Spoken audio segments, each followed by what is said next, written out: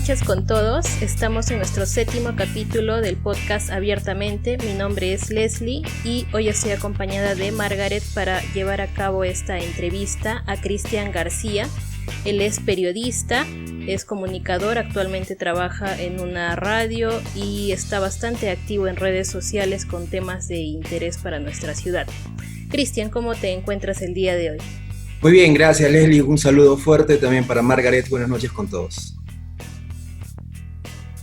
Muchas gracias más bien por haber aceptado esta entrevista para tener este espacio de compartir y para que la gente también pueda informarse un poco más de bastantes temas en torno a la salud mental también que tienen los comunicadores, ¿no? En este tiempo que hemos podido estar en pandemia y que se ha sugerido tanto que no se escuchen a veces las noticias que podrían causar cierta ansiedad o cosas. Sin embargo, ustedes han estado también manteniéndonos a todos al tanto de algunas situaciones y ustedes también se han visto expuestos, ¿no? a toda esta situación. Pero para empezar un poquito, me gustaría primero conocerte un poco más y la gente que también de repente no te ubique rápidamente.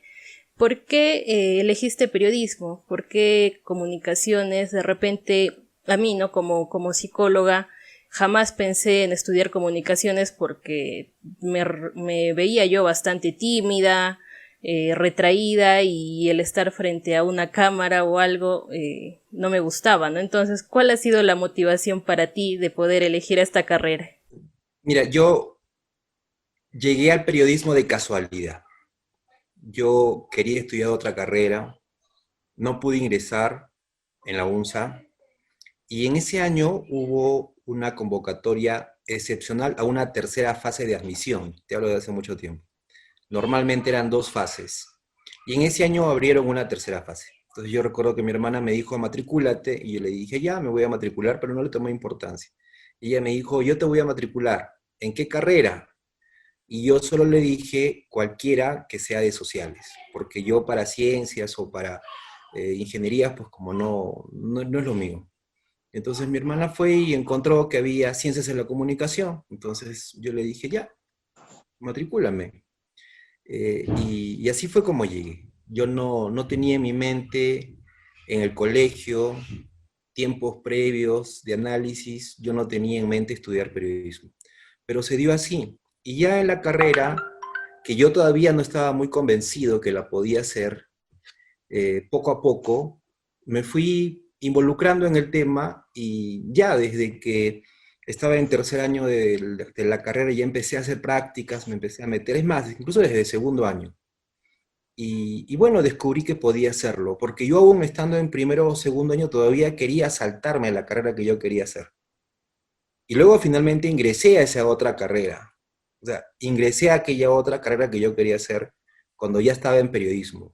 Intenté estudiar lo que quería, pero ya no pude. Ya el periodismo me ganó, ya me puse a trabajar, ya estaba haciendo cosas, ya trabajaba en medios de comunicación y así llegué. De un momento a otro pasaron los años, ya empezaba otras experiencias, he trabajado por muchos medios, he estado en todos los formatos de periodismo, he estado en radio, he estado en televisión, he estado más en periódicos, y ahora en redes sociales trato de intervenir un poco.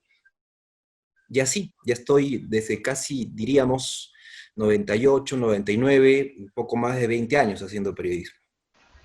Wow, realmente, como nos comentas, ¿no? A veces sin querer llegamos a una carrera y poco a poco hemos ido descubriendo, ¿no? Las cosas que esa carrera nos podría dar, las cosas que nos puede ofrecer. Y, por ejemplo, Cristian, en estos años que has llevado ya ejerciendo esa carrera, siendo periodista, ¿qué es lo que tú has podido encontrar? ¿De qué manera se puede influenciar en la población? Porque, por ejemplo, ¿no? Yo actualmente estoy viviendo con mi abuela y ella todos los días escucha una emisora de radio.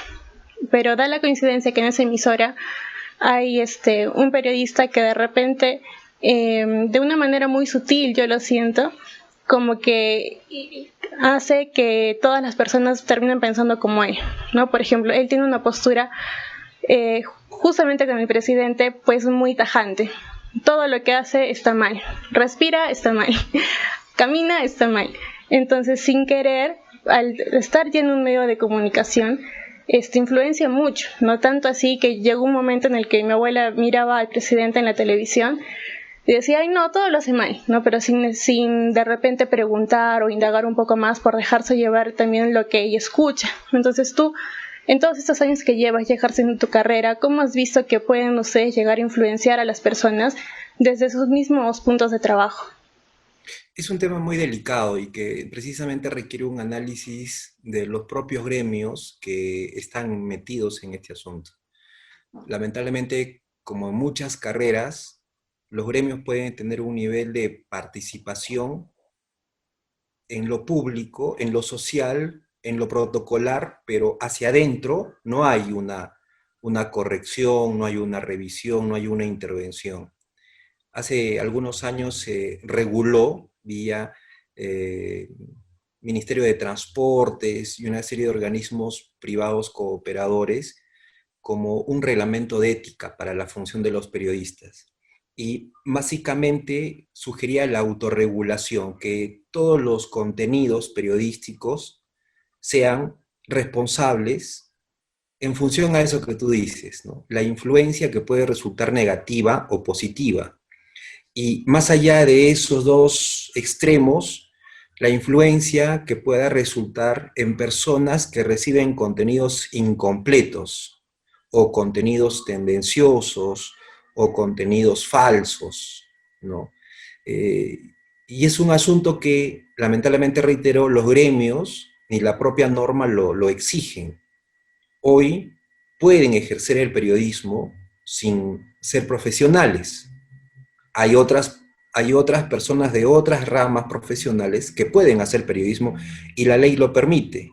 Y a veces estos otros profesionales, no sé, abogados, sociólogos, literatos, pueden autorregularse mejor que un periodista.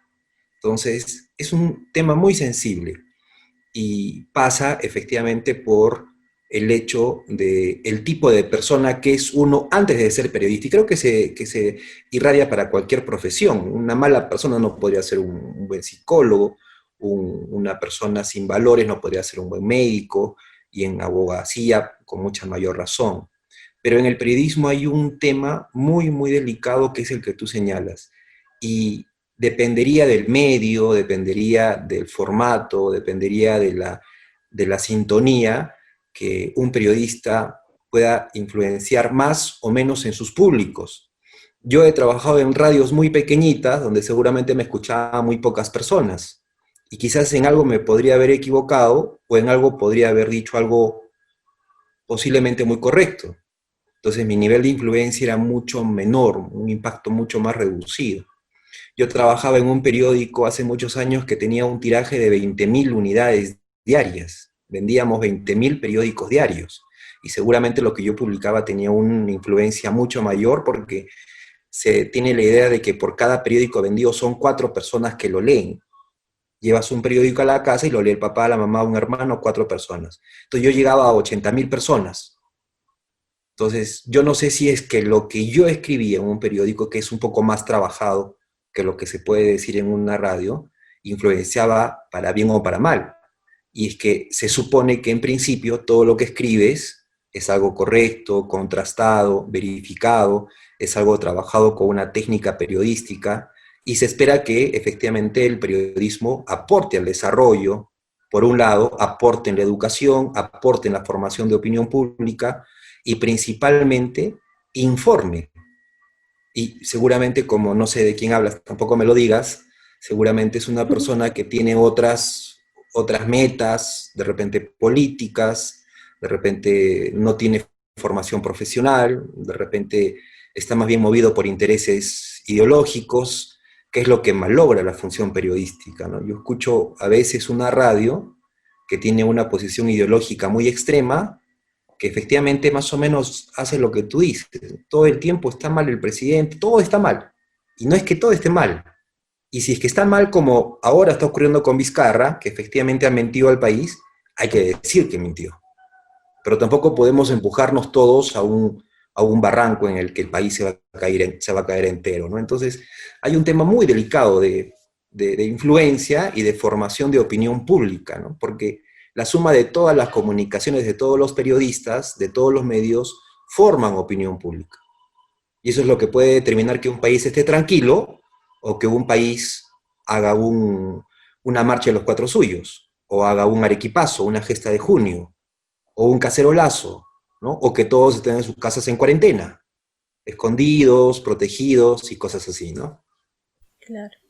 Y en realidad me viene mucho a la mente la palabra objetividad, ¿no? Que es a veces lo que se pierde y que en todas las carreras creo que se necesita, digamos nosotros en nuestra práctica, si algo a nosotros no nos parece, no podemos decirle al paciente que está mal, ¿no? O emitir un juicio porque ahí se rompe totalmente la ética, la relación paciente y terapeuta, y me imagino que en el periodismo igual, ¿no? O sea, la información llegaría demasiado sesgada bajo ese criterio de que yo digo lo que pienso porque puedo y sin pensar de repente en cómo la otra persona lo puede recepcionar, ¿no?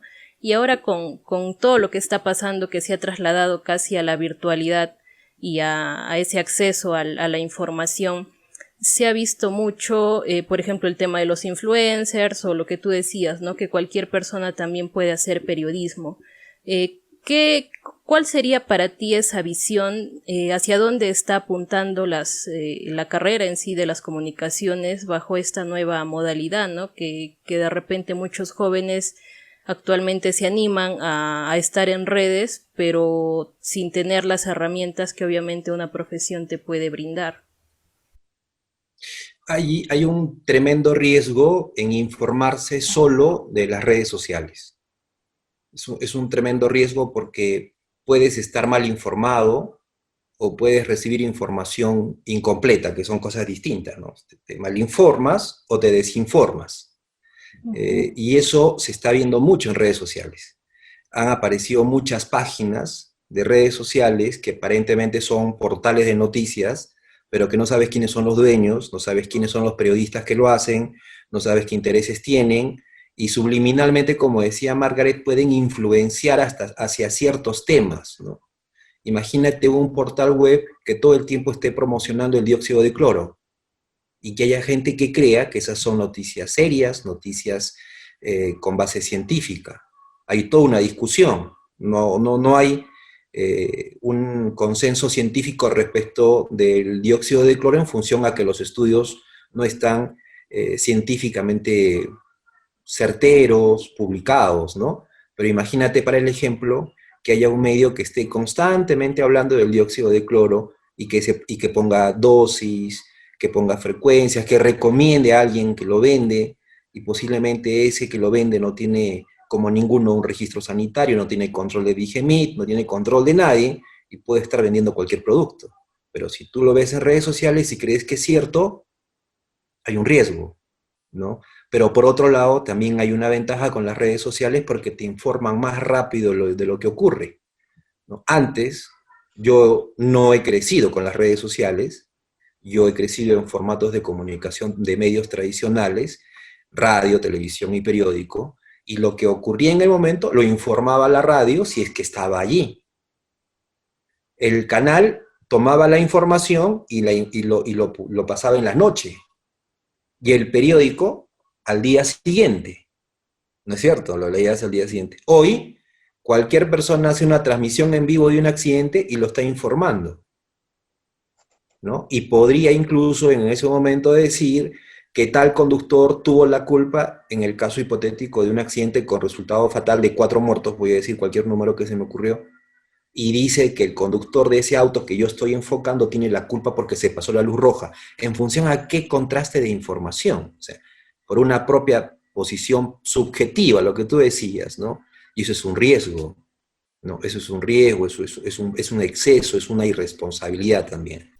Y ahora ya, digamos, teniendo un poco más claro este panorama, ustedes como comunicadores que reciben las noticias constantemente, están, como decía al inicio, ¿no? Un poco propensos a recibir noticias que probablemente pueden ser muy impactantes o muy buenas en general, Y ahí juega mucho el trabajo de las emociones, ¿no? En nuestra labor, las emociones, la inteligencia emocional y en general la educación emocional es muy importante para poder gestionar y que esas emociones que estamos sintiendo, que no son ni buenas ni malas, puedan ser favorables, ¿no? Ir en nuestro crecimiento, en nuestro desarrollo. Cuando ustedes reciben alguna noticia, cae la responsabilidad de tener una forma objetiva, ¿no? De poder transmitirla. Sin embargo, a veces puede también, me imagino, impactar de alguna forma en el trabajo, ¿no? En alguna ocasión tú te has enfrentado o constantemente, me imagino, puede pasar a estas situaciones donde de repente una emoción puede ganar un poco a esa parte profesional. Sin duda, partiendo del hecho de que todos somos seres humanos, y la objetividad ya pasa a un segundo plano cuando tú, con una propia mirada personal, de una concepción personal que la construyes en base a tus vivencias, a tu vida, a tus experiencias, tú tienes, como todos, una mirada personal de las cosas. Yo, antes de tener a mi hijito, yo veía un niño en la calle y sentía un poco de dolor en el corazón por la pobreza en la que podía vivir, pero si es que veo yo ahora un niño, yo tengo un poco más de empatía respecto de ese pequeño, cómo está, qué necesita, como poner un ejemplo. Si esto lo trasladamos a un tema mucho más social, que me llame una persona, como ha ocurrido en estos tiempos tan difíciles.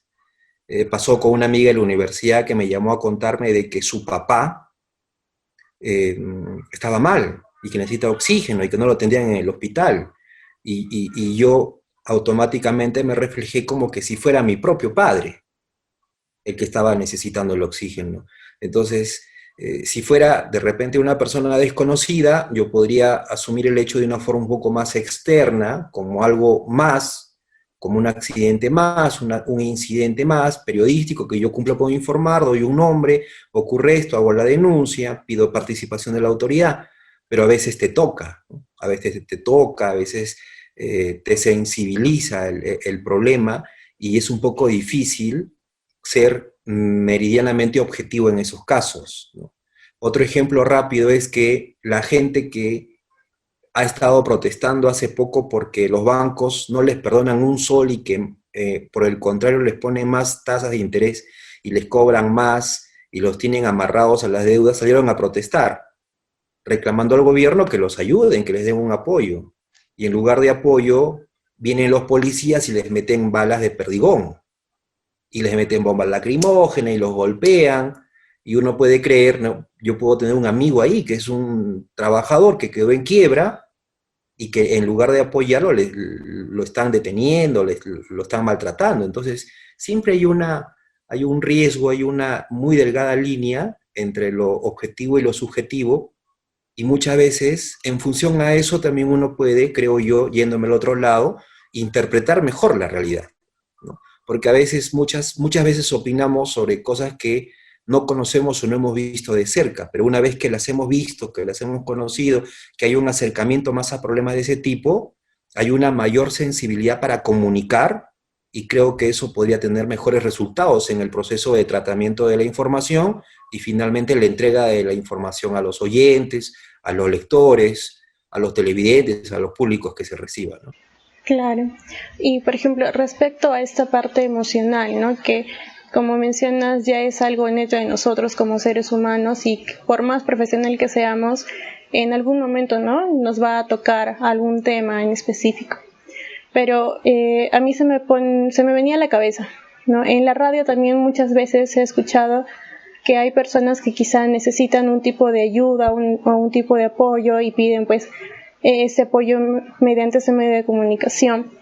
Sin embargo, a mí siempre me quedó esta cierta duda, ¿no? Yo he estudiado, por ejemplo, en un colegio parroquial y dentro de las actividades sociales que nosotros hacíamos, la hermanita que nos enseñaba o que nos reflejaba todo esto, siempre nos recalcaba que teníamos que tener mucho cuidado porque a veces caemos sin darnos cuenta en un asistencialismo, ¿no? las personas, es cierto, tienen necesidades, pueden estar pasando por ciertas falencias en algún aspecto. Pero ¿qué es lo que lo que nos invitaban más a buscar? El darles, simplemente el hecho de darles y darles, o el hecho de repente motivarlas o ayudarles a que ellos mismos busquen sus propios medios, porque de repente no siempre íbamos a estar ahí pues para apoyarlos. Entonces, en este lado un poco más emocional, que de repente no pueden ser temas que nos toquen o que sean un poco más sensibles para nosotros. ¿Tú qué opinas, no? ¿Cómo ves esto respecto a un asistencialismo, o cómo más o menos tú ves que se podría manejar mejor? Para empezar, un medio de comunicación no es una empresa pública, no depende de ninguna gestión de gobierno, ni nacional ni subnacional, no es un partido político que busca adeptos, no es una beneficencia, no es una empresa tipo ONG, ¿no? Que busca recursos, busca financiamiento para apoyar, ¿no? Hay momentos en la radio en que se producen este tipo de circunstancias, y en la radio en la que yo trabajo ahora es bastante fuerte la demanda de apoyo, los pedidos de apoyo constantemente llaman, constantemente piden ayuda. Y nosotros, yo en lo personal quisiera ayudar a todo el mundo, pero a veces no se puede. Pero cada vez que hay oportunidad, cada vez que hay una decisión por parte del equipo de la radio, el equipo periodístico, en coordinación con la gerencia, pues tomamos un caso y nos lo ponemos a la espalda. Y te podría contar del caso de un niño de 10 años que el año anterior, desde enero o febrero del 2019, le empezó a salir un tumor en el lado derecho del rostro. Un tumor. Y empezó a crecer. En 3 meses, ese tumor que tenía en el lado derecho del rostro tenía el porte de un melón. O sea, tenía un tremendo tumor aquí. Y no era solo hacia afuera, sino también era hacia adentro. Destrozó su dentadura. El tumor, que tenía un nivel de malignidad, había también malogrado su cavidad bucal. Ya estaba afectando al ojo, había más o menos destruido también los pómulos. O sea, fue terrible. Fue un tipo de cáncer muy, muy agresivo, y decidimos ayudar. Entonces, yo no lo veo como asistencialismo, más bien sí una intervención solidaria en la que ni siquiera nosotros de nuestro propio dinero dimos algo, posiblemente algunos sí, sino que más bien pedimos a la opinión pública: oigan, este caso del niño es para ayudarlo, no podemos dejarlo solo, porque el niño vino a trabajar aquí a Arequipa y su familia era de Apurímac. Y él acá vivía solo y trabajaba de ayudante en un taller de mecánica, y el dueño del taller dijo: yo lo quiero ayudar porque lo quiero como mi hijo. Y se juntó un dinero que era necesario, que parecía inalcanzable, para poder hacerle la operación. Y yo veía a ese niño Raulito, yo ya dije el nombre, como mi hermanito menor, que yo no tengo.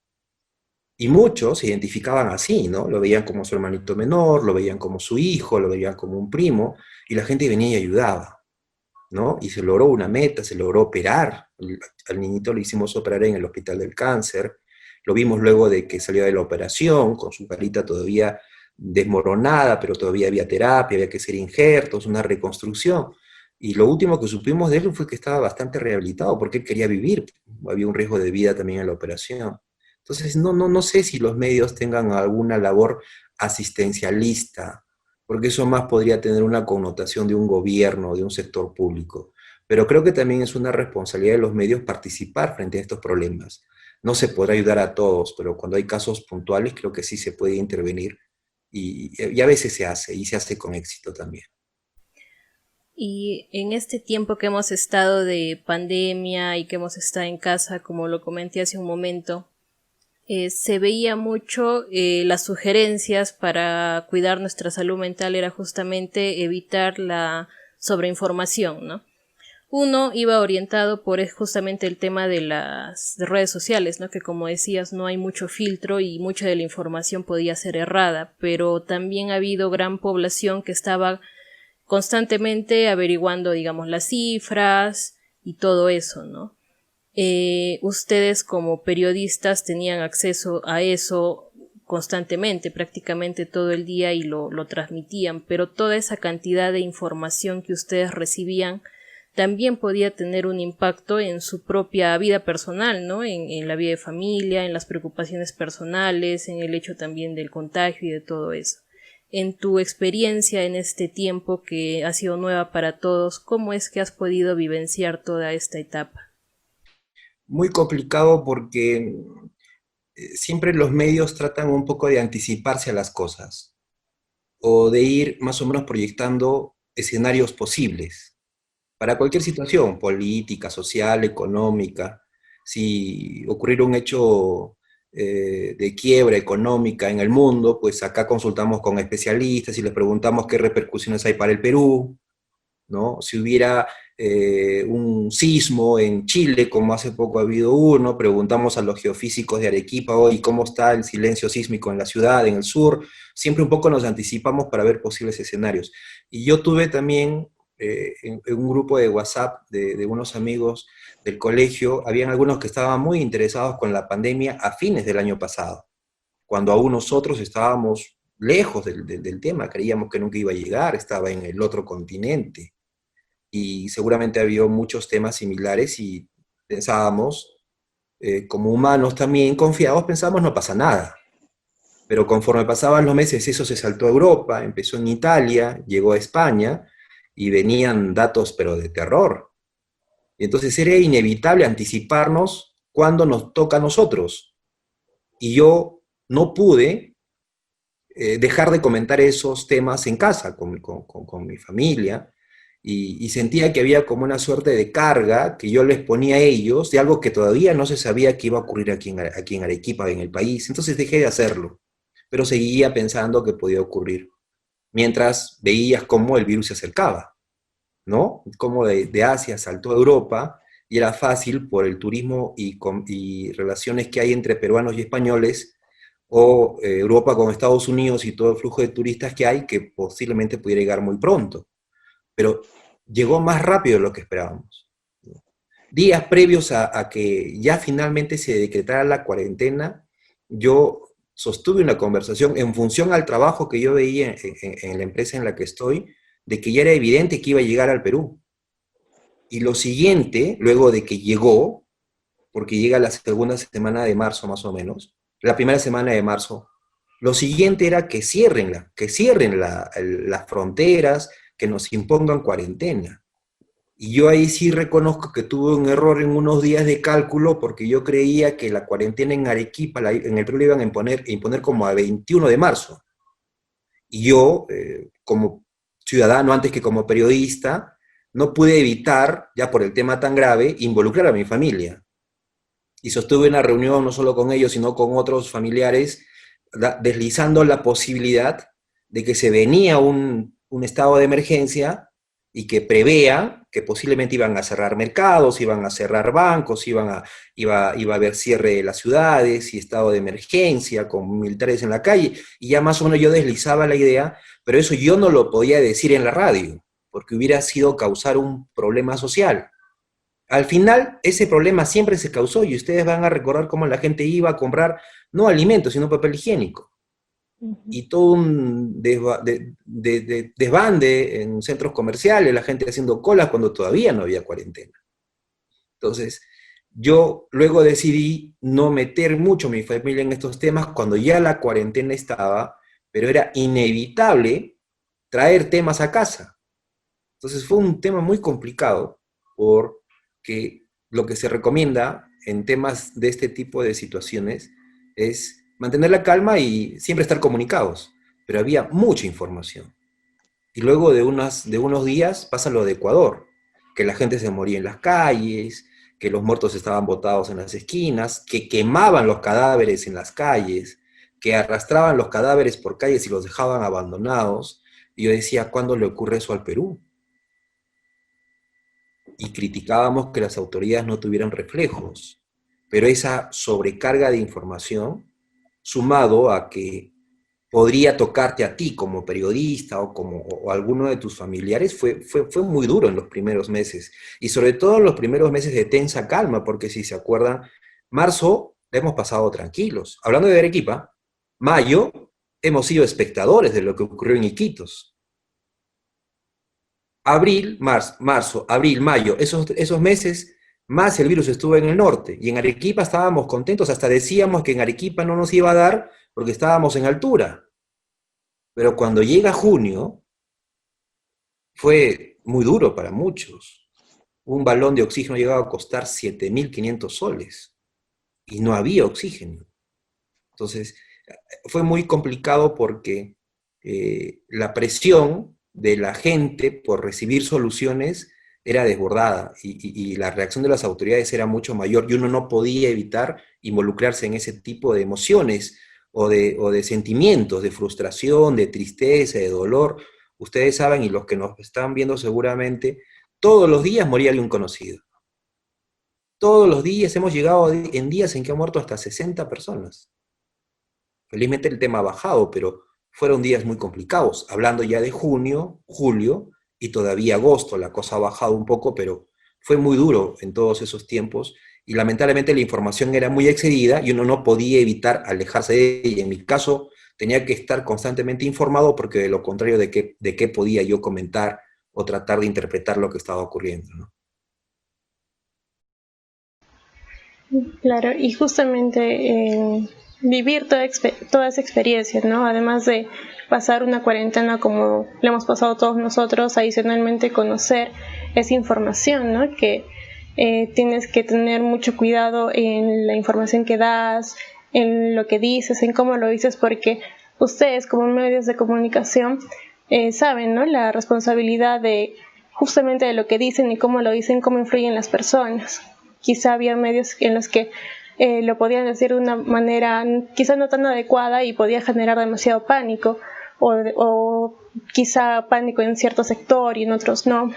Y si para nosotros ha sido pues complicado todos estos meses en cuarentena que hemos intentado llevar pues una vida lo más normal posible, ¿no? Dentro de lo que cabe, la normalidad ya dentro de lo que hemos estado viviendo, para ustedes pues ha sido totalmente distinto. Quizá no todos lo han tomado de esa manera, pero siempre se mencionaba, ¿no? Que los policías o los militares o los doctores, que son los que han estado o a los que se les miraba más como ese frente, ¿no? Que estaban los que estaban combatiendo el virus o cuidando, resguardando las calles, pero sin embargo ustedes también han tenido pues una labor muy importante dentro de todos estos meses, ¿no? Y sobre todo con la información que ustedes nos han dado. Y bueno, como ya nos has comentado, cómo ha sido para ti todo este tiempo, cómo tú te has sentido dentro de tu experiencia, qué estrategias o cómo crees que lo has podido afrontar mejor para poder sobrellevar todos estos meses, junto con esa información, junto con de repente sentirse un poco cargado, ¿no? No sé, o cansado, no solo físicamente, sino también emocionalmente.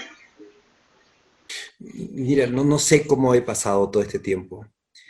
Hay días en que pasaba muy rápido y otros días que pasaba muy lento. Los días en que el presidente Martín Vizcarra hablaba cada mediodía era a veces una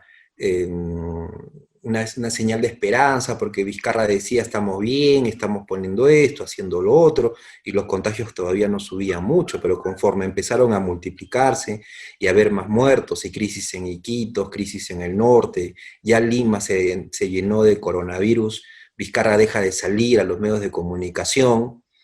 Han sido días muy tensos. Yo no sé cómo describir cómo pasé este tiempo. Lo que sí sé es de que hay en los medios de comunicación una responsabilidad muy grande respecto de qué momento o de qué forma tú tienes que decir las cosas en situaciones como esta en las que debes informar lo que ocurre para que la gente de alguna manera entienda la gravedad del asunto, porque ya en junio, que son el mes mucho más complicado en Arequipa, había gente que seguía creyendo que el coronavirus era un engaño, era una farsa, que era una mentira de los gobiernos para tener a la gente no salga de sus casas y que nos estaban colocando antenas 5G en las avenidas. O sea, una tremenda barbaridad, ¿no? o gente que creía de que era un engaño del gobierno para que ellos estén robando el tesoro público, ¿no? Aún así, había que decir las cosas. Y yo recuerdo que cuando estábamos empezando con los contagios, yo vi que en las proyecciones en Italia, en España, en Lombardía principalmente, por cada persona contagiada, eran 4 contagiados.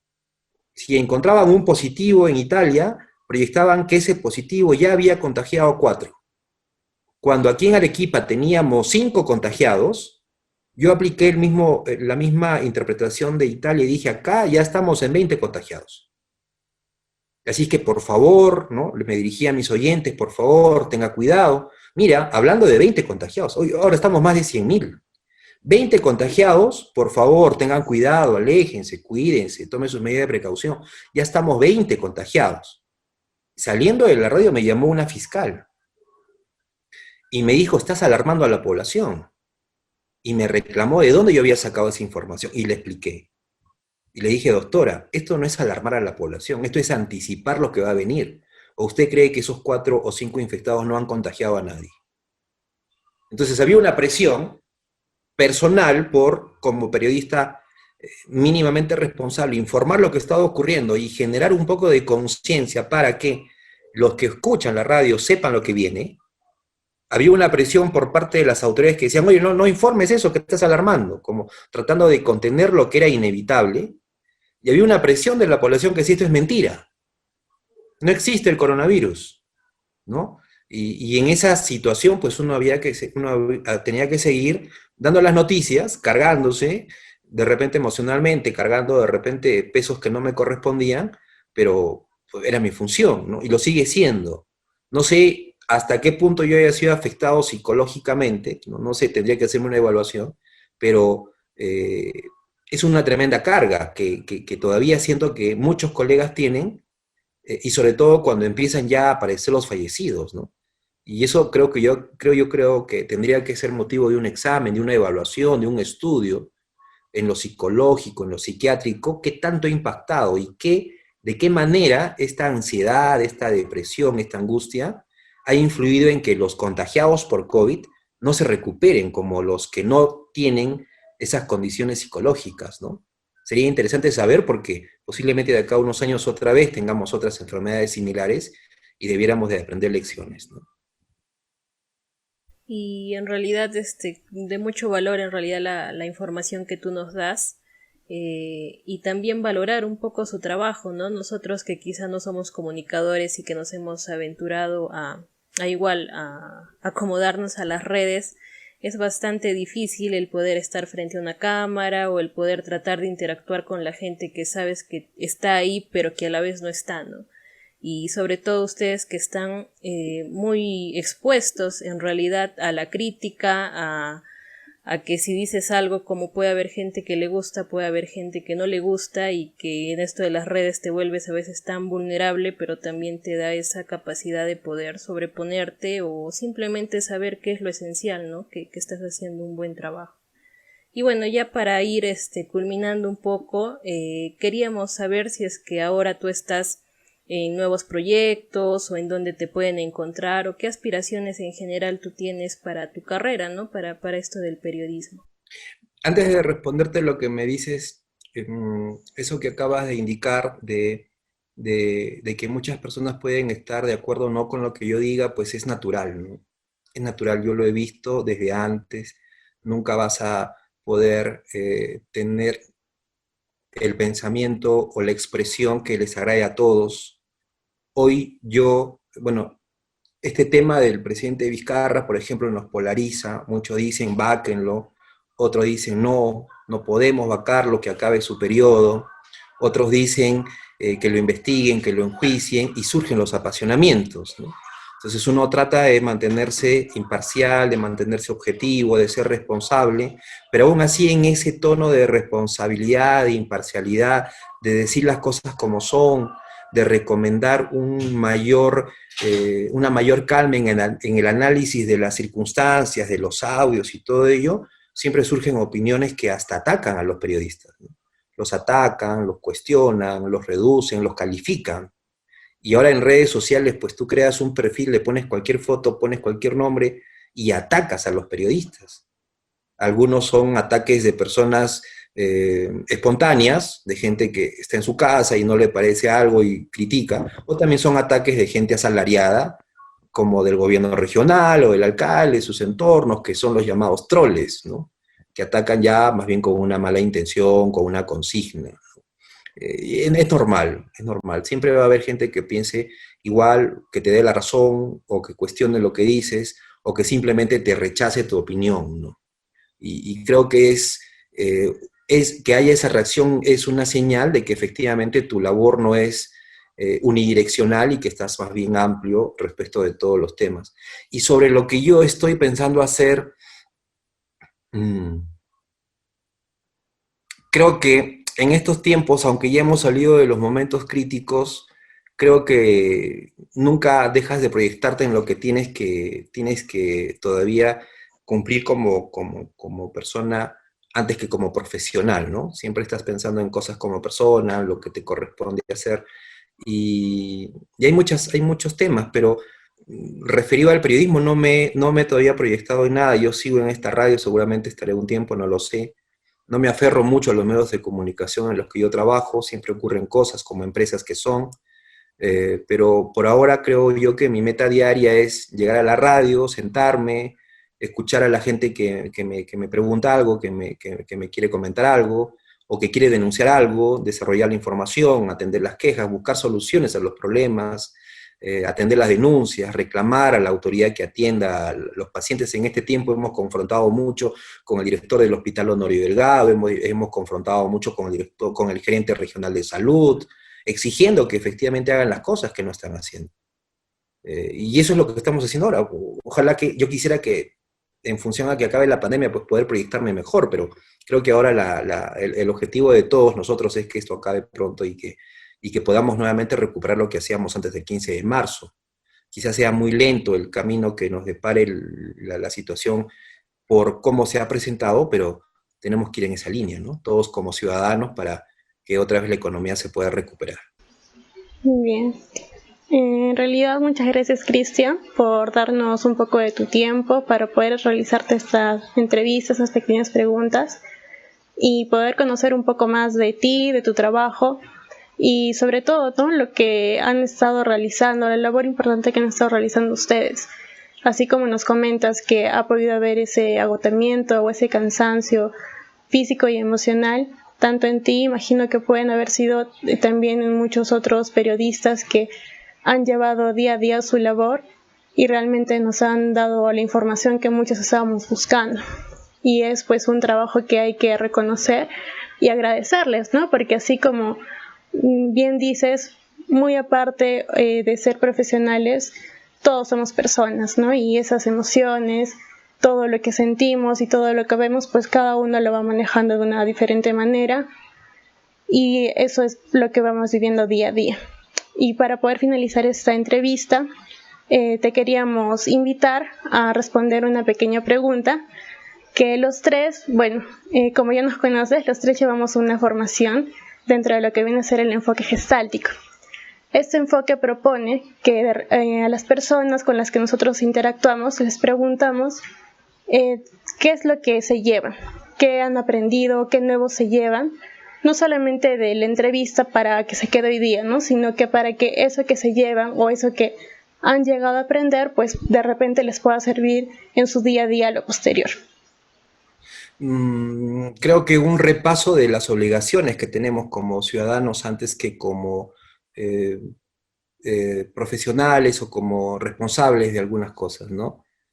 Siempre me remito a que todo parte de la esencia de la persona de cada quien. Puede ser abogado, puede ser médico, puede ser ingeniero, y a veces creo yo que olvidamos esa primera condición y más bien nos comportamos como robots, como seres autómatas, sin sentimientos, ¿no? Y creo que el reconocernos en el otro, el ser empáticos con las situaciones del otro, aun cuando puedan ser constantes, hay momentos en que cuando hay temporadas de accidentes en carretera, el periodista ya está acostumbrado a informar de muertes, y estas muertes a veces ya no nos duelen, ya son números, como ahora los muertos por el COVID, ya son números. Estamos buscando que esa cifra de muertos se reduzca, pero no nos damos cuenta, cuando se está reduciendo ya, no nos damos cuenta que detrás de esos muertos hay familias que quedan quebradas. Entonces, si algo me han hecho dar cuenta ahora es de que tendríamos que estar más atentos a nuestra condición de seres humanos para poder, en mi caso yo, proyectar mejor mis ideas, para no ser tan frío en lo que entrego todos los días, y más bien tratar de que la gente entienda que detrás de cada fallecido, detrás de cada contagiado, detrás de cada persona hospitalizada, pues hay un drama humano que debemos de comprender y que puede servir para muchas cosas, para valorar la vida, para valorar a los seres queridos, para cuidarse más, ¿no? Para evitar el contagio, para no ser irresponsable, pero partiendo de esa valoración. Creo que eso es algo que me está quedando ahora, chicas. Muchas gracias. Muchas gracias a ti, Cristian, también por tu tiempo, por haber aceptado esta invitación y sobre todo por toda la información que también a nosotros nos sirve y que de todas maneras nosotras también nos llevamos, ¿no? Para nuestra propia experiencia y aprendizaje. Creo que eso sería todo. Estaríamos viéndonos en un nuevo episodio próximamente. Síganos en nuestras redes. También sigan a Cristian en sus redes sociales, que constantemente está subiendo información o reflexiones también personales que él comparte con toda la población. Y también estén atentos a nuestras redes, que estamos haciendo actualmente talleres, estamos lanzando algunas actividades inclusive gratuitas para adultos mayores, para las familias, para estimulación temprana. Entonces estemos constantemente recibiendo esa información que puede ser beneficiosa para todos. Muchas gracias, Cristian. Gracias a ustedes, un abrazo. Gracias.